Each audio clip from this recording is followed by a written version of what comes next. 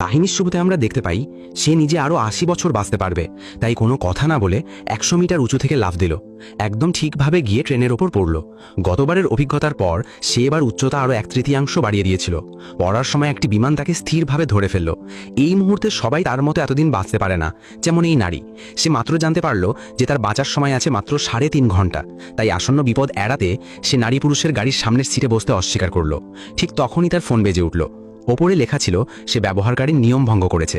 যখন সে আবার সফটওয়্যারটি খুলল, দেখল তার সময় মাত্র ১ দিন বাকি। তাই সে তাড়াতাড়ি বাড়ি ফিরে গেল। কিন্তু ঠিক তখনই ফোনটি বারবার বাজতে লাগলো। সে ভাবল একমাত্র উপায় হলো ফোনটি বন্ধ করে দেওয়া। কিন্তু তার ফোন বন্ধ করলেও মৃত্যু থেমে থাকবে না। যখন সে গোসল করতে যাচ্ছিল, তখন রহস্যময়ভাবে ফোনটি আবার বেজে উঠল। সে ফোন নিতে যেতেই এক রহস্যময় শক্তি নারীটিকে তুলে নিল। কাউন্টডাউন শূন্যে নামতেই নারীটি পুরোপুরি মারা গেল। আর তার প্রেমিকও এর আগেই গাড়ি দুর্ঘটনায় পড়েছিল। একটি কাঠের টুকরো সোজা সামনের সিটে ঢুকে গেছিল। যদি শুরুতে যেমন হয়েছিল, তাহলে নারীর গাড়ি দুর্ঘটনায় জেগে ওঠার কথা ছিল। মৃত্যুর এই পদ্ধতির বিস্তারিত পরে বলা হবে। এরপর প্রেমিকও গাড়ি দুর্ঘটনার কারণে হাসপাতালে ভর্তি হলো। কিন্তু সে সেদিন রাতের জন্য নির্ধারিত অপারেশন করতে অস্বীকার করল এবং বলল সে আজ রাতেই মারা যাবে। এই কথা বলে সে নিজের পকেট থেকে ফোন বের করল। ওপরে দেখা গেল তার আয়ু মাত্র ১৯ ঘন্টা বাকি। এলি তাকে সান্ত্বনা দিতে চাইল, বলল এটা শুধু একটি প্রোগ্রাম। কিন্তু সে জানালো এই জিনিসটি সঠিকভাবে তার প্রেমিকার মৃত্যুর ভবিষ্যৎবাণী করেছিল।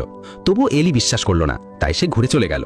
আর এলি এই ঘটনার কথা সহকর্মীদের সঙ্গে ভাগ করে নিল। কৌতূহলী সহকর্মীরা সবাই সফটওয়্যারটি ডাউনলোড করল। তাদের সবারই আরও কয়েক দশক বেঁচে থাকার সময় ছিল। কিন্তু যখন এলির পালা এলো, তার মাত্র ২ বছর বাকি ছিল। প্রথমে সে বিষয়টিকে গুরুত্ব দেয়নি, কিন্তু এরপর যা ঘটল তা তাকে খুবই আতঙ্কিত করে তুলল।